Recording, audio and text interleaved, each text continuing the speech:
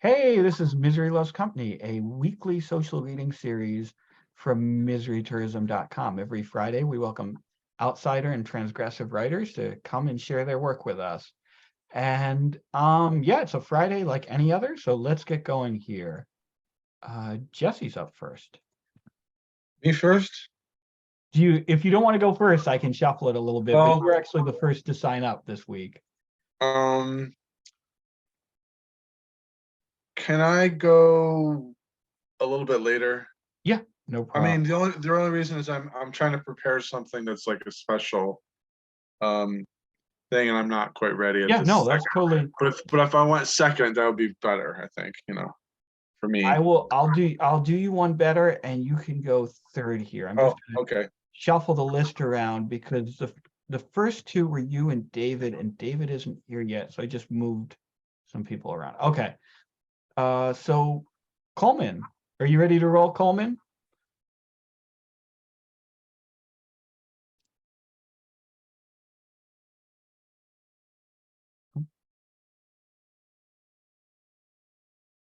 Oh, maybe he's having. Hey, no, I'm here. Sorry. Hold on. Yeah, no problem. No problem.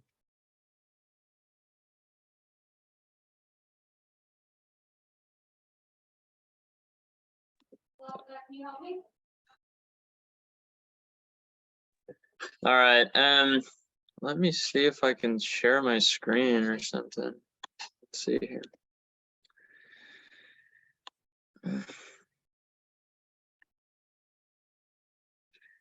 All right. I tell you what, I'm just gonna read.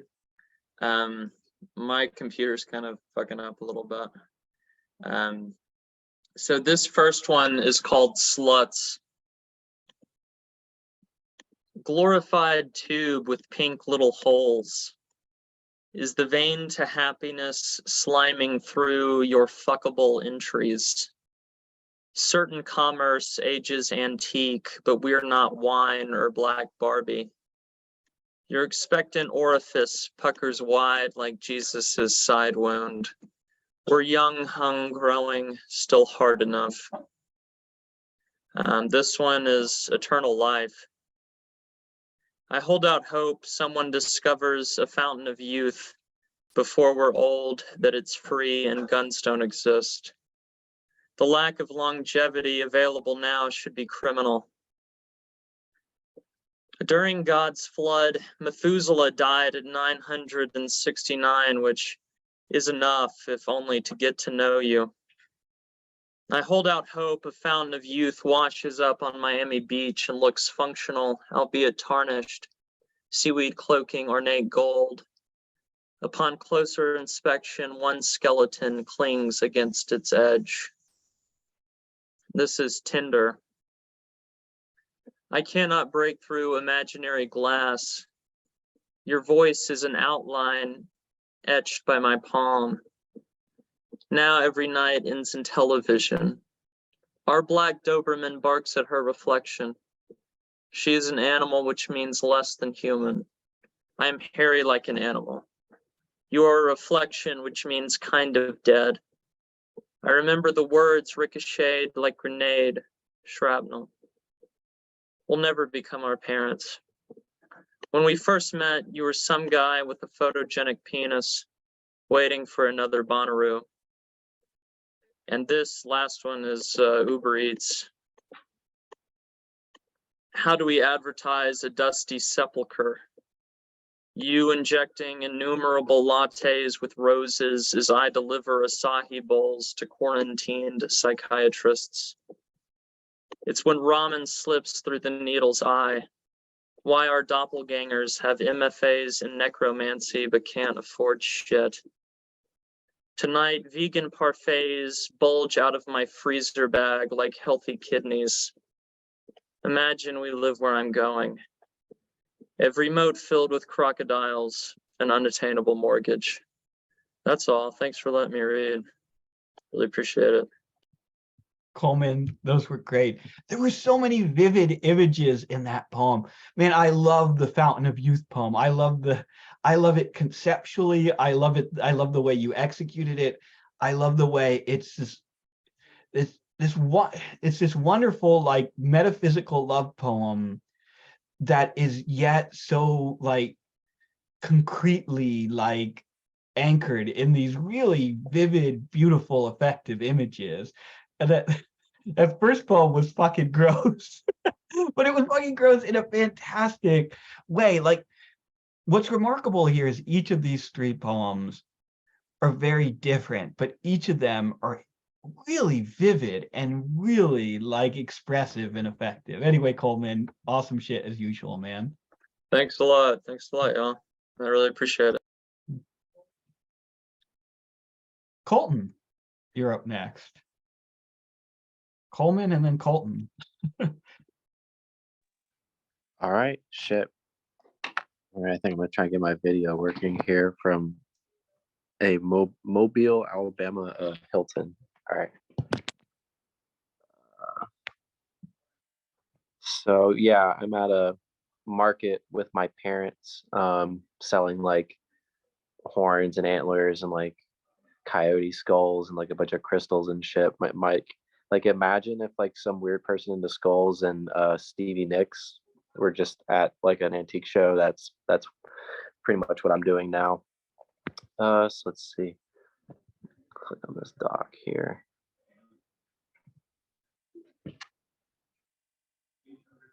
All right. So I'll start off with the first poem.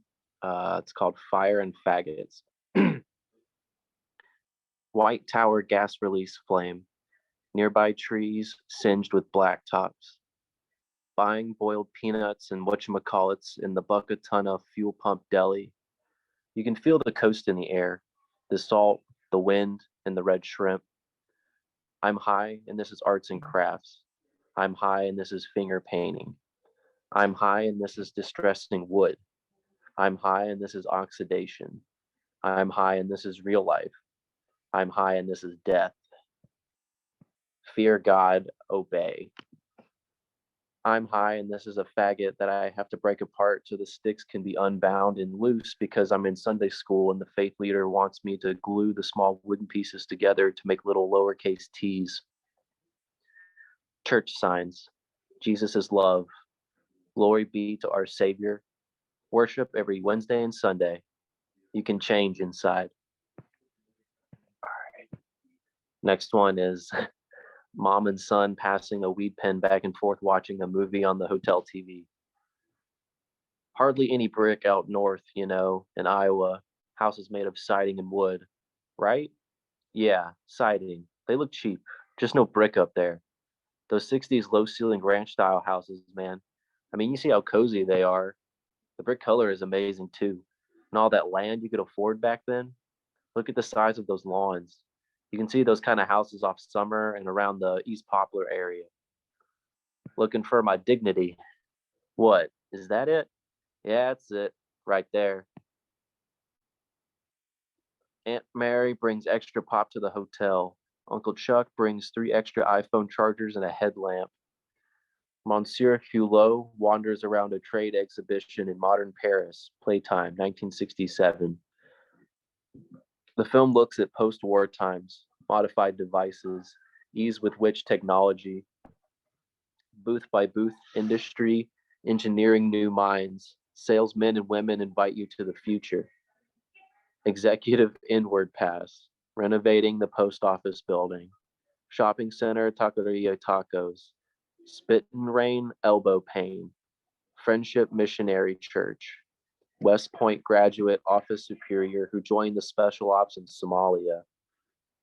It's sun up and Ma's drinking eggnog straight from the jug. She's the only one who drinks it. Pa is playing sub hunt on his Palm Pilot. Youngin's out collecting a sunburn and walking the dog for school. I'm just calling to let you know Sean died. We don't know the cause yet. Yeah, real sad. Also, our nephew taught us this new meme. Leroy Jenkins. Talk to you soon. All right. Shit, yeah, already almost done. So yeah, this is the last poem. The flesh is fleece, but the spirit is shilling. Taxidermy duck covered in seashells, broken palace crystal superglued to painted pots, guilty hands bound up by zip-tied golden chains that only addicts know so well. Christian rehab boys Toby and Jody help unpack boxes full of merchandise from market vendor U-Hauls. Greater Gulf State Fairgrounds parking lot sits between the cow wrangling dirt patch and the vehicle shed, where they keep the small forklifts and mini excavators.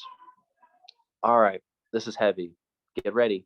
We're going to set down this chest over in the corner. Watch your fingers.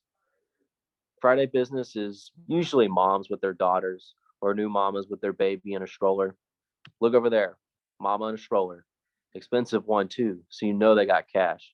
And yep, down that way, mom with her undergrad kid looking for furniture, right on time. Oh shit, don't look. Old lady in her light blue jumper suit. Gold chain too. That granny is in shape. Hold up, I want to see what she's about. While we deal with this 3510 bitch, go over there and hook us up with some Cajun pepper jelly. My mom, when she lived out in that small shotgun in Mobile, she considered herself to be a wannabe taxidermist. And her unique spin was that she would put these dead animals in attack mode, death reanimated into terror. And she'd set them around in the cupboards around the house. And when I was a kid, I would scare the shit out of myself every time I opened a cabinet door at night to get a can of peas. Oh my gosh, I used to have a black and white wicker purse just like that when I was younger. My mom got it for me when I was a teenager. Fun. Now what's that? Oh wow, a Mattel Kittle pin. Holy shit, those things are valuable. 1967. Wow. How much is it? $40. Yeah, I figure. What's your best friend price? Okay. Honey, hold my fried apple pie right quick. I'm gonna get my purse. What color are your eyes? Oh, they're green today. One of the rarest colors in America, second to blue. Some guy from Sweden brought the blue eye gene over to the States. Did you know that?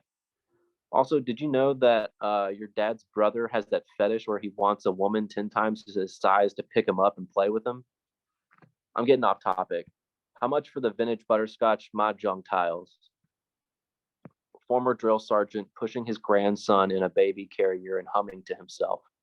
Velvety dangling strawberry earrings. For sale mounted Duker and Steinbach horns. Oh my gosh, is that a stuffed chipmunk with a gun? What do you call him? Pistol packing Pete? Oh, that's too cute. Pimento cheese and cracker snack. Ask the coffee stand boy if he's got any sugar packets. When you're born, you're given a chance, a fate, some would say. You're either born in a place to hunt or born in a place to fish, and only God knows which place you'll end up as life goes on. Those are tiger eye stones. When you hold them, you're supposed to feel warmth in them. The people I bought it from had abnormally high body temperatures, so them stones were packed with heat. A bunch of these skulls I got from a guy in Pakistan. He buys from a place in Afghanistan, but he told me not to say they're from Afghanistan. That skull there looks like the deer that my son killed. We're still waiting for it to be mounted. Think he'll notice? All right, that's it. Colton, first of all, now I understand the image that you tweeted out beforehand. I'm glad you didn't answer I asked you about it when you first joined, but you were having trouble with your connection, so you didn't answer. And now I'm glad you didn't answer, because it was better for me to find out the origin story behind the taxidermied squirrel pick through the story than through just being told it. But these are fucking awesome, Colton. These are awesome. These are, in form, they're similar to pieces that you've written before, but in content, they're really different. They're really, this is, they're like, some of your stuff like dabbles with like Southern Gothic or like Southern slice of life stuff, but this is, I think, the first time I've seen you go all in, and it's fantastic. And it's fantastic because this is some of your like lightest work, like, Yeah. I don't mean that like, oh, it's like, I don't mean light as in insubstantial. I mean light as in maybe not quite optimistic, but you know what I mean. There's a sense of like, a little bit of the sense of the joy of life in these, you know, in like the Yes. simple, like organic comforts of spending time with loved ones and how that unravels. And like, oh God, all the dialogue in this is so good. It's so pitch perfect. It reads like real honest to goodness rambling human speech, and the cadence of it, and there are just so many wonderful little every new sentence is a great little quirk too. I, I will say though, I think my favorite moment from these so far, um aside from your surprising use of faggot in the first poem, which was a really, given the way the poem sets things up, that's a really beautiful twist. But setting that aside, my favorite moment here is that last paragraph at the end of the second piece, where it starts with, I'm just calling to let you know Sean died. We don't know the cause yet. Yeah, real sad. Also, our nephew taught us this new meme, Leroy Jenkins. That is, there's so much good there. First of all, the way it arrives as this moment of real sadness after what has been up to that point a really gentle and kind of comforting piece is Mhm. really effective. But then the way you spin it again off into the Leroy Jenkins territory is awesome. And of course, the fact that Leroy Jenkins is an absolutely ancient meme. So just through hearing that, you learn so much about the speaker there, right? Like what their frame of reference is, what world they've come out of, and and how accustomed to tragedy they are, which makes it so, I don't know, oddly bittersweet, because who else could go from, yeah, Sean's dead to, oh, our nephew taught us this, but someone who had a life that's just awash in a kind of petty sort of tragedy. It's really good. It's really good, Colton. Thank you. Leroy. I really like the speech in this. William mentioned the dialogue, but it reminds me of that song by Dire Straits, "Money for Nothing, Chicks for Free." It reminds me of the stuff. You know how they're kind of going back and forth, like, you know, yeah, this guy, you know, like he's playing the bongos, like banging on the bongos, like it's. And I guess all that stuff came from Yes. shit that they heard of, like people saying or something, and like is just like working or whatever. So it reminds me of that. It's really cool. I love the Southern drawl stuff too going on. Yeah, it's been fun to just like be a sponge, like helping my parents, and they are like salesmen now at this point, just selling all this stuff. And like there's people will come up to you and they'll just be just an immediate open book. And I don't know, down here it's really refreshing. And I'm like one of the youngest people here, so I can just kind of like be a fly on the wall. So I don't know, it's been nice. Nice. Thank you. Sounds Yeah, awesome. thank you, Rudy. Thank you, William. I appreciate y'all letting me read. Yeah, no, thank you, Colton. Yeah, and also So, thank you to people in the comments too. Thank you. Jesse's up next.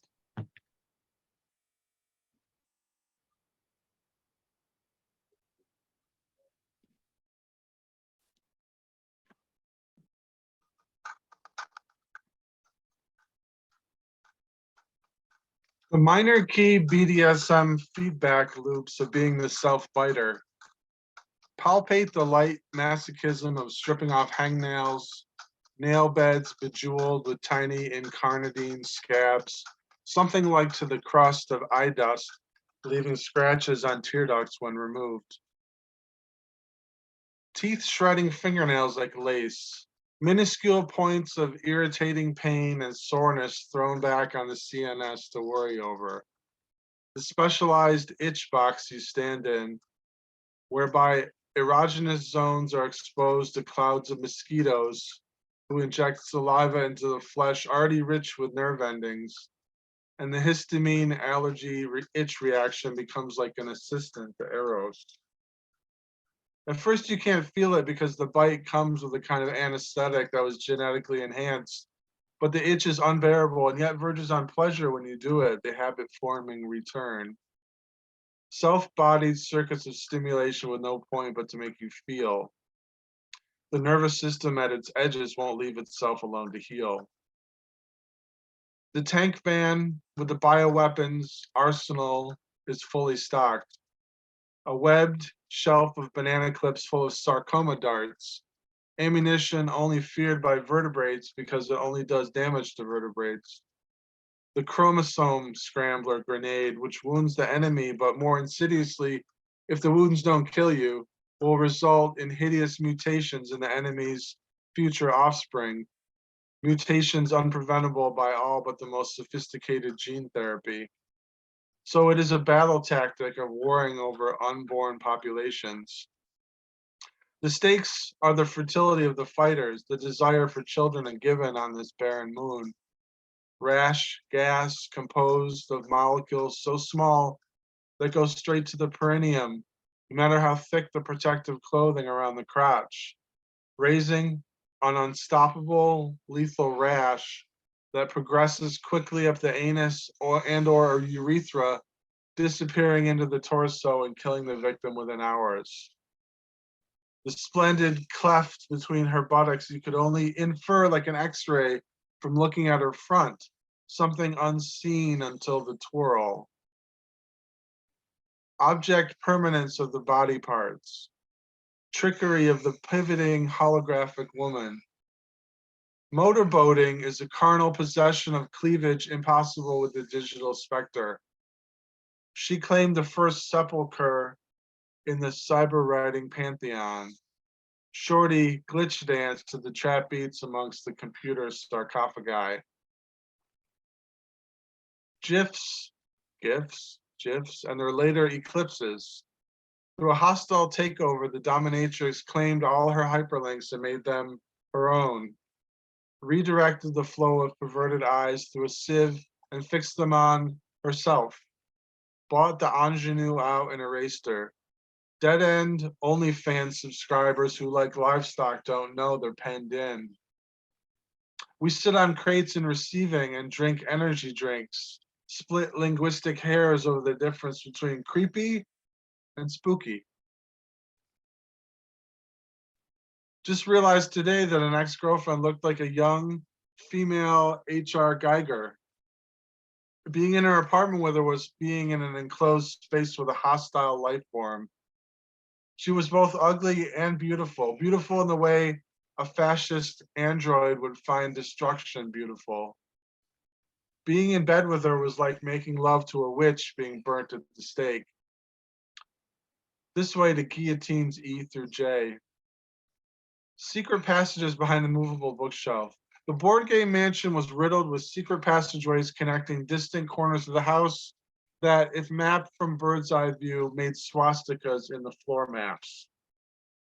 Gyroscopes, trompe-l'oeil, paintings, totems, a single rotating hourglass on a gimbal in the contortionist boudoir, which was off limits. But whenever I visited AA at the Hell Mansion, she'd take me on tours around the place. As AA walked down the aisle in the private cinema, her shadow fell on the velvet chairs and Hydra writhed as she moved. There had to be a person there in motion for this movement through time to be seen. Only one person. You the watcher, aren't there. There's something in the isolation tank with you when you've been in there for a few hours. Or is it days? Some presence slithering. The map room contained thick volumes of pages printed with magic squares bound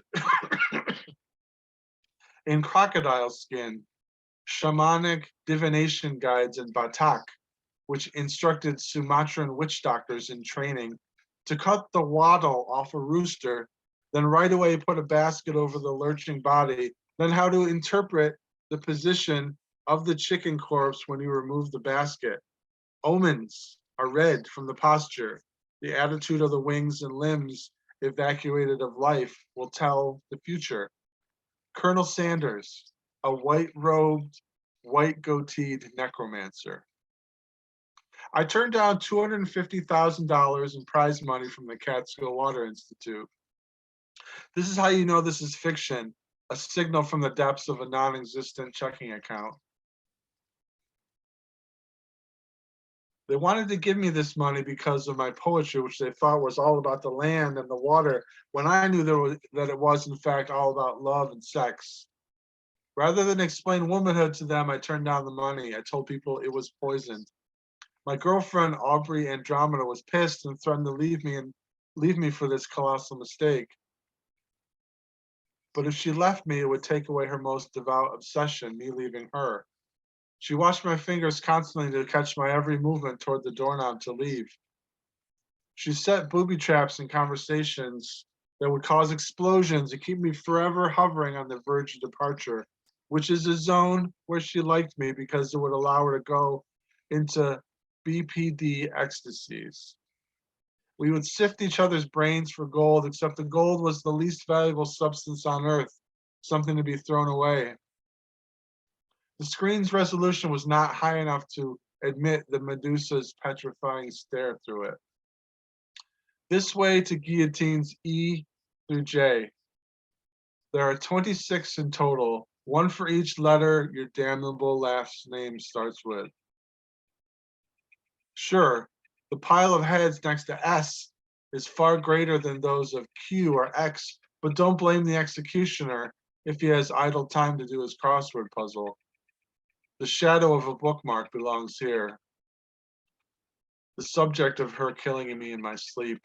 A pedestrian hid behind the A-pillar of my car as I turned the corner from Hospital Street onto Main by the Thai restaurant. I nearly hit him. Miranda and AA were in the back seat like I was a chauffeur. Snow had piled up in dead zones on the sidewalks where the city workers had carved paths for people hurrying to and fro. Shop owners were mad at the city DPW for making it difficult to transit. Frozen slush at the crosswalks, exhaust and the smell of gasoline and cars in the night air. I always felt like we were in Russia or some Eurasian city where cars sometimes didn't start and people froze in alleyways. Miranda was listless and sick. She was anemic. AA had met her when they both went to Binghamton to go to a witch seminar, how to be Wiccan. Miranda's dad was apparently a murder cop, and so she leaked all kinds of stories about investigations to us that she probably shouldn't have told us about. Oilersburg was a middling city, but it had its share of murders. So the headless waitress was found by the train tracks by some crackheads, Miranda said. That was 2 years ago and they never solved it, but my dad put it together with some assaults about 8 years ago. Somehow he figured out that the murderer was probably a tourist in town for the Hall of Fame induction weekend. Like, he comes to the area for the Baseball Hall of Fame during big years and lets off steam by attacking women in Oilersburg. 2 years ago, we got one. I asked Jay if it was him once, AA said from the back seat. I'm not a tourist, I said. Plus, do I look like I'm fucking strong enough to cut a woman's head off? It's not that hard to do, Miranda said. Main Street was full of traffic, people scrambling for some reason. Your dad must see some shit, I said to Miranda. He's been a cop for years. Doesn't that ever get, hard for you? AA asked. Like coming home late, don't you get interrogated? I'm in a blind spot for him. He doesn't ask me questions too much lately. So you want to hear about what they found when they caught him? Definitely. AA was a fiend for this kind of thing. He had his family staying at one of those summer camps for baseball kids, Yep, I said. The place was choked with baseball tourists in summertime. While the kids were playing, the dad would go out to the cigar store with the porno mag kiosk and buy magazines. He took them back to his bungalow and cut out heads of the models in the pages of these magazines, ladies making O faces. And he would sit in a circle of these decapitated heads and do yoga like he would meditate. And he threw away the heads, but he made a mistake. Somebody saw one of the cutout paper heads in his rental SUV when he returned it. This porno actress with her eyes rolled back in her head. My dad's coworker, another homicide detective, told me about that detail. My dad got really mad at him. They hate each other. There were a bunch of other clues that led the police to the guy. My dad said he was the most normal baseball tourist dad you can imagine. They linked him to a bunch of other assaults of women in the city, like over 8 or 9 years that never became murders. The guy couldn't follow through to kill them at first. You should do a podcast, AA said. We could do it together. My dad would love that. He'd never speak to me again. We went to Moggy's Diner on the east side of the other side of the canal, not far from the Hell Mansion where AA lived, and we had sex all the time and had our epic fights. Moggy's Diner was famous for having walls covered with display cases with miniature dollhouses in them, all kinds of odd tableaux. They sold miniature furniture, miniature people, miniature everything. Moggy's was all old people, and when we walked in, there were a lot of heads turning because I looked pretty normal, but the two ladies with me looked like maidens of death. Miranda, with her elbow-length velvet gloves and raccoon eye makeup and shredded black clothes. Under her tattered winter cloak, she was wearing a black t-shirt with her boyfriend's shitty death metal band, Gethsemane Delusion, written in an illegible white tendril script. AA had thick blonde Viking braids coiled up and likewise was all in black. I was on the lookout for people to ask the question of the week for the newspaper. I needed to find 6 people, and I'd already bothered AA one too many times, and Miranda Belliati was always a flat no. Whenever they'd bring some of their friends around, I always latched onto them like a parasite to get an answer and a photo. Moggy's might have some people who were willing to get a stupid little crumb of urban fame in the paper. I always felt like an exploiter and a botherer, but it was part of my job. Neither AA nor I had ever met Miranda's father, the homicide detective. I was a little worried about how AA might react. Would she be tasteless and start quizzing him about murders in the city? I just assumed that he probably wouldn't talk about it with us. Maybe the two women would do a podcast. Although Miranda was just out of high school and trying to figure out what to do next. Her boyfriend Chance was a total loser, and I don't know how the dad ever sat still for that.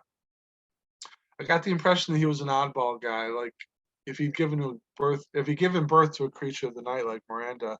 She told us stories about how before joining the police, he'd been an art student and had died in the wolf freak in his college days. He must have had some big 180-degree reversals sometime in the 90s to lead him to become a cop. Luca Belliati was his name. Miranda had a scrapbook of news articles about cases he'd worked on. She seemed kind of proud of him, and yet I got the impression they had serious differences at times, and they clashed a lot. A weird thing happened where I was sad when Miranda would leave AA and I alone, and we'd have to sort through our feelings for each other for the 1000th time. I didn't really want to fully admit that Miranda was more appealing to me than AA, and I would certainly never tell that to her, although she point blank asked me, "Is Miranda prettier than me?" Several times, and I had to swerve around the truth. I was always doing that with my girlfriend. Besides, AA was more in my age range and made more sense in that way. This time period sounds more logical when I write about it this way instead of how it really was in that city of fog.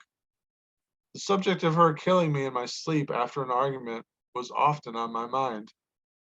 And as a kind of perverse annex to all that was also the feeling like I was already dead. So death at anyone's hands, hers, my own, some killers wandering the streets of Oilsburg, would be a mysterious, seamless transition that would turn perception of time into a frustrating Mobius strip, impossible to explain to anyone else, never graduating to a folie à deux.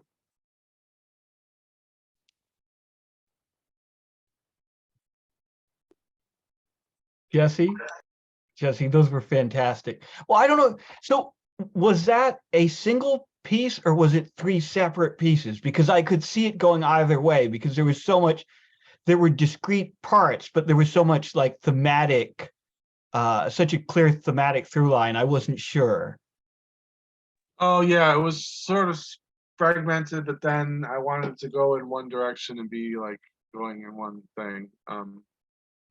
Okay, that makes sense. So that kind of jives with my impression that it was a single piece made up of a few discrete parts. Yeah. And that, and I first of all, Gethsemane Delusion is the perfect terrible metal band name. I don't know if that was real. Like some of this is obviously based on real life, so I don't know if that was actually his band's fucking name, or if that was just you coming up with the perfect name of a metal band that's obviously bad. Um, I made it up. Yeah. it's a fucking beautiful touch, Jesse. Setting that small detail aside, though, I really love the flow and structure of this because as usual, Jesse, you are the master of these kind of great, like phantasmagoric streams of like really chilling images, and that first section is full of it's like these like deep, dark, kind of psychotic this kind of psychotic flow of these stream of very bleak stream of conscious images, and it's just really, really fucking good. But then I like the way that kind of withdraws and settles in to this more like mundane slice of life story that has all those dark overtones to it. And I like the fact that once it does that, you go all in on that too, right? Like that, while tonally the piece is of a clear whole, right? Like tonally, it's just tonally and thematically, it's the same like reflection on the same very bleak, very dark reflection on love and romance and the psychological tension and damage that it can do. But the presentation is so different. And I like the fact that you didn't try to shoehorn a lot of the more like fantastical and absurd imagery into that final section. That final section is allowed to like sit as and on its own and feel very real and mundane, and that the way that like the previous sections kind of serve as this emotional primer to allow you to find like more insidious depths in that final. In fact, the first section almost serves as like a key, an interpretive key for that final section in this really awesome way, I think, just because if it was just that last section, it would feel, I think, because it's so subtle in its emotion, it would feel very mundane, and you would read it and say, oh, this is kind of like a slice of life moment. But since you have that like psychological interpretive key at the beginning, you can find all of these like dark implications in the final part. So I think that's pretty cool. I think that's pretty cool, Jesse. It's a good piece. Thank you. This is part of something longer, so it's all gonna try to flow together. Awesome. But thank you. Yeah. Thank you, Jesse. Is David here? Is David here or not? Maybe he's not here yet. No. So we're definitely going to have time for an open mic tonight. Rudy, would you rather show your game now, or would you rather we do an open mic and then you close out the evening? It's both is fine with me. Are fine. It doesn't matter, whatever you guys want to do. Well, why don't you you can demo your game now, and while Rudy's demoing his game, if anyone has a piece you'd like to read after Rudy's done, just say so in the chat and we'll do a little open mic afterwards. And if David shows up, we'll let him read too. Okay, Rudy, floor is yours. I'll put the Okay, link in there. I'm gonna share my screen in a second here. Mhm.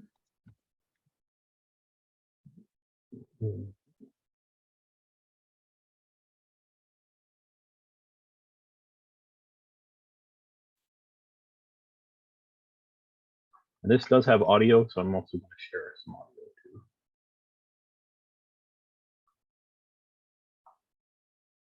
I tried to make it so it's not going to be as loud as last week. I know last week was pretty fucking loud.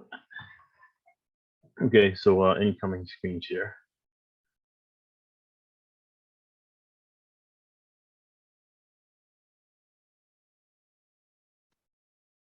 Everybody see it?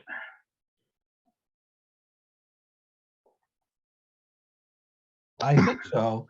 There, oh, there we go. Okay. Oh, okay. Sorry, I must have had the thing in the way or what it. Just make this full screen. So this is a game about the wars in Iraq and Afghanistan, I guess, except that it's not really about that. I guess it's about that without really being about shit either. So cool. Anyway, this is called Colonial Outlaw Triple Ollie Reverse No Scope War Apologetics Accent Grade S. Those are your controls. Let's get that. So according to Brown University's Watson Institute of International and Public Affairs, between 275,000 and 306,000 Iraqi civilians were killed by direct violence since the US invasion.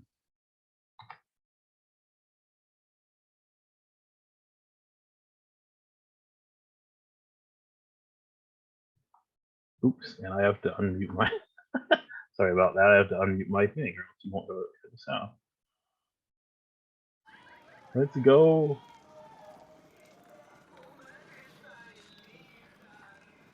So anyway, we're skating.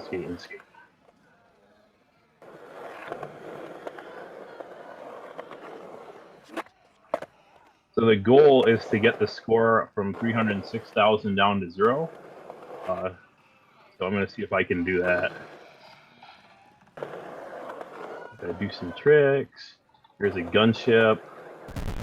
Now I'm radicalized because some of my friends were blown away. Oh shit, oh shit, oh shit. Can I land it? Landed it. Fuck yeah. Okay, got back on. Yeah. So I now have a bomb I can use to blow myself up on people, which I can do to actually save my score progress.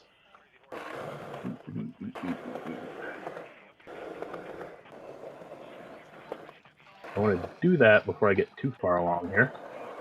I'm gonna try to do some good tricks here. No, I'm just gonna have to spin. Oh shit. Okay, I'm gonna have to blow myself up because I can't get my skateboard.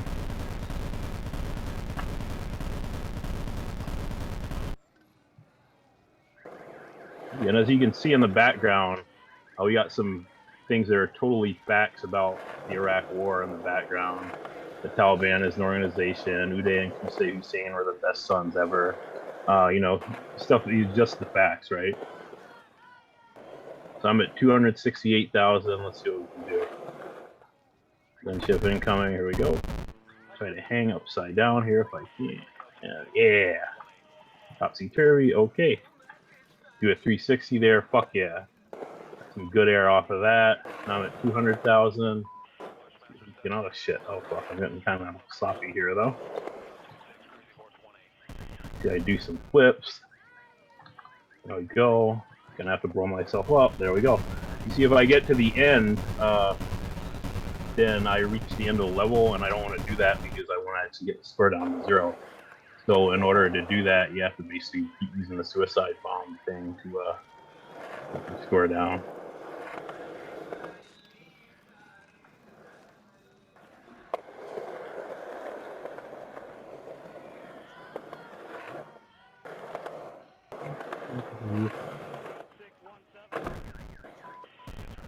There we go, got the bomb. Let's see if I can get another couple 360s in there. Do nice area. Okay.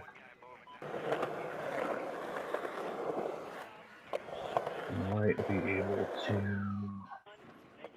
Let's see, I don't want to get too far because I'm not quite. Okay. Blow myself up, be conservative. I'm at 140 grand here. I'm gonna try to get it to 0 here if I can. But it's bad because I fucking suck at my own game.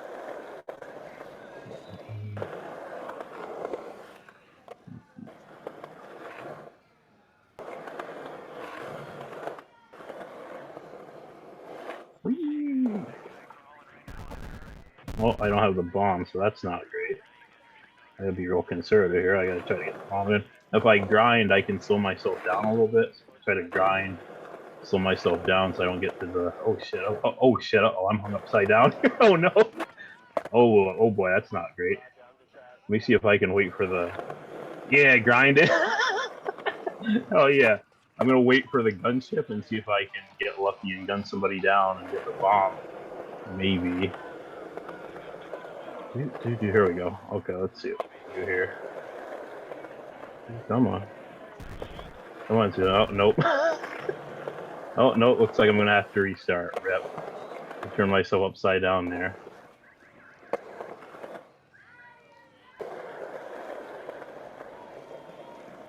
I wanted to show you the end of the game, but let me see if I can do that. I'm gonna be really reckless this time. Super reckless. I can get going here. Radicalize. Okay, let me hang upside down for a second here. Okay. It's 333. Okay. Okay, I might be able to get back. Yep. 246. We're doing okay. That's worth like 20,000 points if you can do a hang upside down when you were there. Let's see here. I think I can get the gunship one more time now.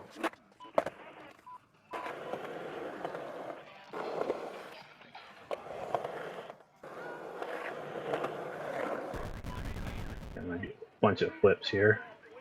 Whee! Yeah.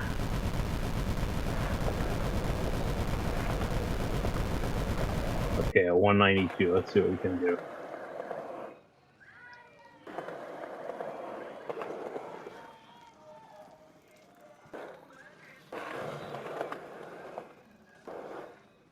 Uh-oh.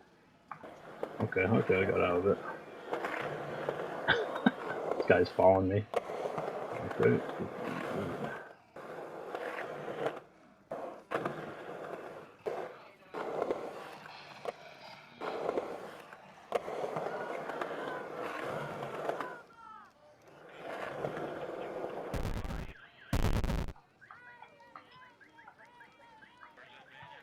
Oh, no. Oh, that was really dumb of me. Rip. Oh, good. I was able to get back on before I fell off. Cool. So does anybody have any facts about the Iraq War that they know that they'd like to share?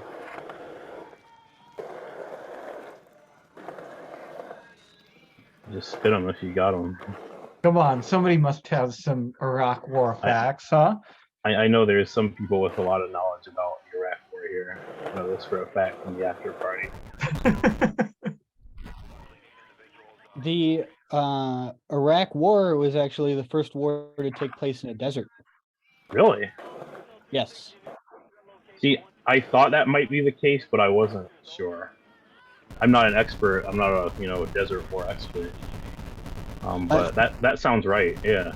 It was revolutionary at the time. Really? How do you wage war in a desert? Is it different from waging war in a more temperate environment?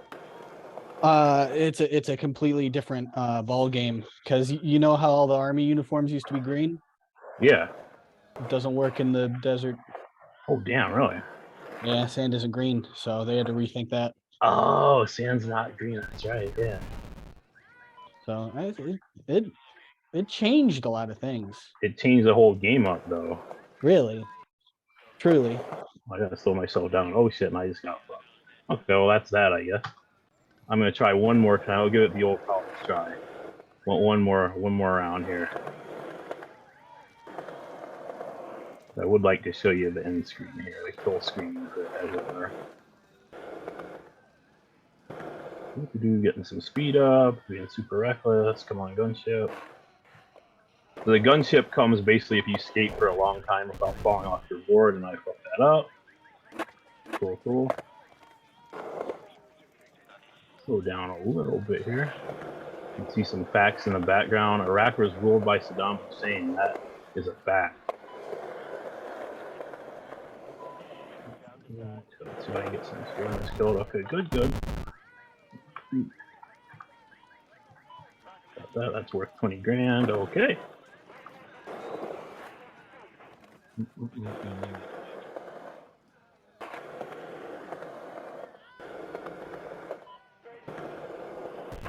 Okay, I'm gonna blow it up there. We start at 254. Let's check it out.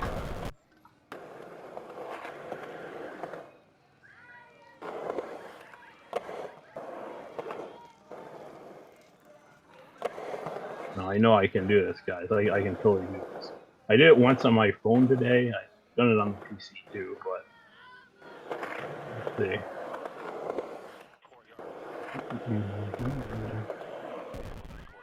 Come on, civilians. There we go. Got the civilians, got the bomb. Hell yeah. Go, blew it up. Okay, 195. Okay.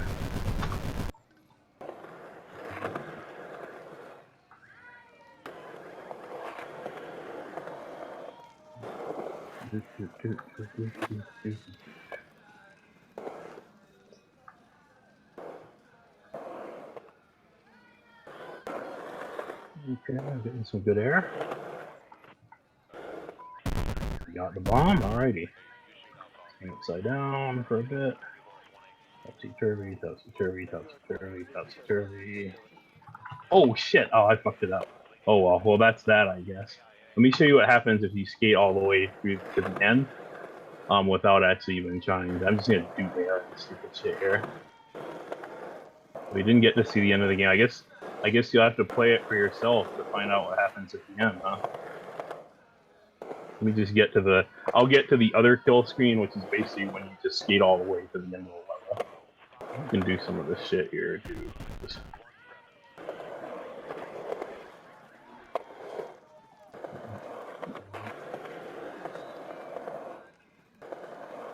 As you can see, it's getting kind of darker, and that's how you can tell you're closer to the end of the level. Oh, yeah. Whee! I don't want to knock myself over here. If you land on your head, you die instantly, because that's how skateboarding works. Whee! Oh shit, I'm getting kind of wild here. That is the kill screen that shows you reach the end of the level. Saddam Hussein, the bad boy of Tikrit. And that's all I'll share for now. Because yeah, it's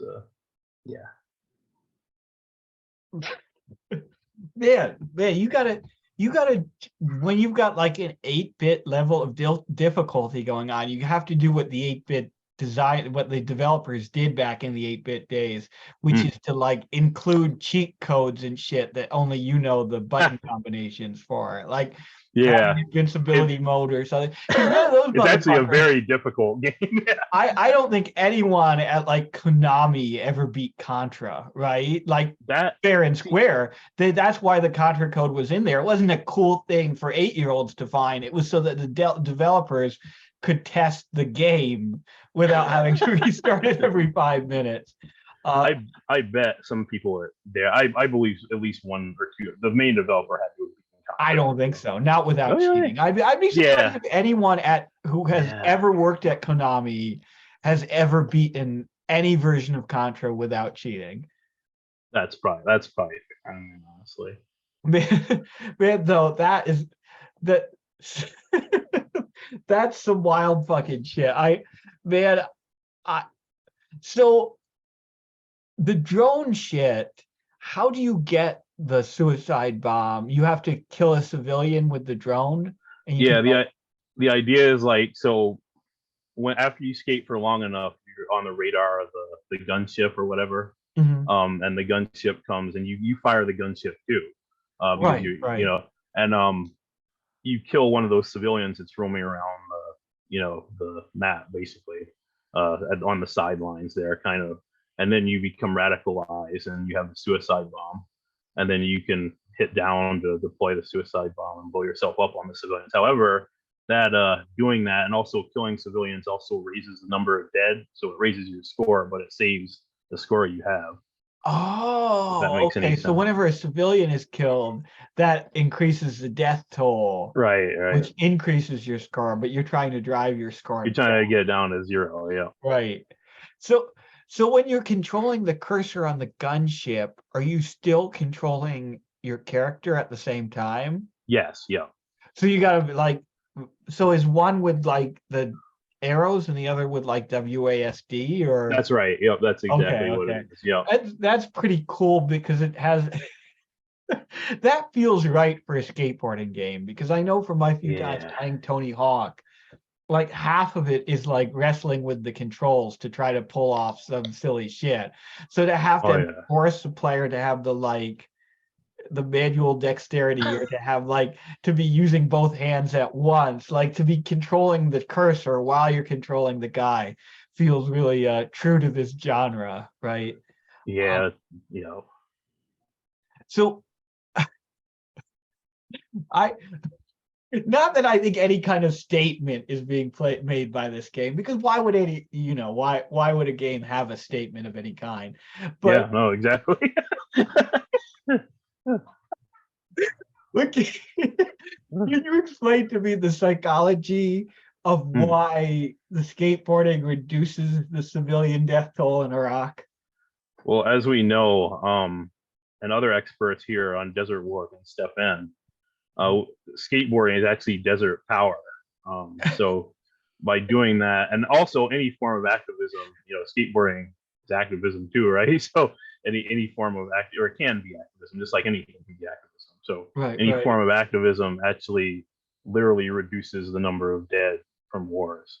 A literal previous war dead. Previous war, yeah, actually yeah. reversed They time. died 10 years ago, but you can go back in time and get them back now. So yeah, that's a game really about necromancy. That's why I said it's not really about skateboarding, it's really about necromancy. That makes sense.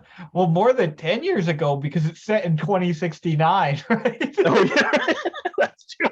But by that time they've invented necromancy, so it's like, yeah. There you go. Well, one thing I was trying to do with this is probably a lot of people have seen Apocalypse Now, and the shenanigans with the surfing. Oh yeah. And so like what I was trying to do is capture that feeling of the absurdity of the surfing scenes. Like Kilgore's like, I'm not afraid to surf this beach. And Charlie, don't surf. Charlie, And, don't surf. they're in the middle of a fucking war zone and they're out, surfboarding. And there's a scene where they steal the guy's board and try to and they fly away in the helicopter. Like, it's just an amazing, like, it just captures both the absurdity of war and how absurd people are, Right. I was trying to go for that. I don't know if it really hit. I think you definitely got that vibe. I love the facts in the background. The whole aesthetic of this thing is unbelievable. There's an indie game called like Ollie Ollie World or something that's like an indie skateboarding game. Yeah. And I love how this is just close enough to the aesthetic of that. Oh, right? yeah. While also like being really like it, because it has, because I don't know what you were trying to do, but I imagine you kind of want to emulate that indie game look, right? And then add that extra level of absurdity and nastiness on top of it. Because the indie games in this like genre are so like trying to be so cute and so innocent and so cloying and shit. Yeah, or trying to be ultra serious and like, I remember one of the things like I remember is from Congregate, like Company of Myself. There's that game, with the hobo, where you basically like jump on your previous save data, your ghost data. You use your ghost data to finish the level or whatever.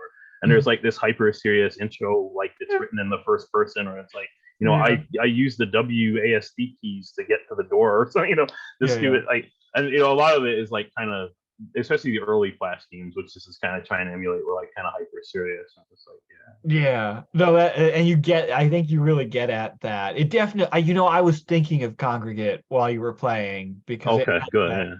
In fact, your last few run of games here that you've played the last few weeks really remind me of like the heyday of Flash browser games, which is a good thing, because I don't know, I miss that a little bit, I like Congregate a lot. Yeah, that was wild, because you never knew what the fuck. You click on a game, you never knew what the fuck it was going to be. It could be a point-and-click adventure game. It could be some little indie platform, where it could be complete shit. Like it could be unfucking playable, basically. Yeah. Man, and getting all the little achievements and stuff, those were Congregate achievements. Those were the fucking times. Well, thank you. But I should also point out this game is actually playable. You can click the link and play it now. Even in fact, I put the link in the chat when you cool. Oh, okay, cool. started, so yeah, cool. And I'm sure you tweeted it out as well. No, I see you didn't tweet the link, but I'm gonna probably make a tweet later on my personal about it. Gotcha. All right. We not too many people left here tonight, but did anyone have anything they want to read, or should I just call it and move on to the after party? Where'd GG go? Man, we GG. lost a couple of people here. Yeah. I wonder if this is a big depression week. It was a Yeah. really fucking depressing, demoralizing week for me. And sometimes there's no. this weird kind of cosmic serendipity where like everyone in Misery Loves Company will have a bad fucking week at the same time. And I kind of looking at the fact that we had kind of a low turnout tonight and a lot of people dipped early, I kind of wonder if it's not been a difficult Yeah. early March for some people. Okay. I don't see anyone saying they have a piece they want to read. So I guess we'll call it and we'll move on to the after party. So this has been Misery Loves Company, a weekly social reading series hosted by miserytourism.com. I think that's what I say at the beginning instead of the end, but who cares? Who gives a fuck? Anyone's welcome to come and join us. Anyone's welcome to come and read their work if there's an open mic. Anyone's welcome to come and just hang out. We do this every Friday night, 8 p.m. Eastern Time, 5 p.m. Pacific. We tweet out the link from the Misery Tourism Twitter account at Misery Tourism. Yeah, fuck it. That's it. Thanks, guys. Another great night. Lots of great readings. Well, not a lot of great readings, a few really great readings. How about that? Because of course we didn't have many readings. But anyway, I'm rambling. It's been a good night. Thanks, guys.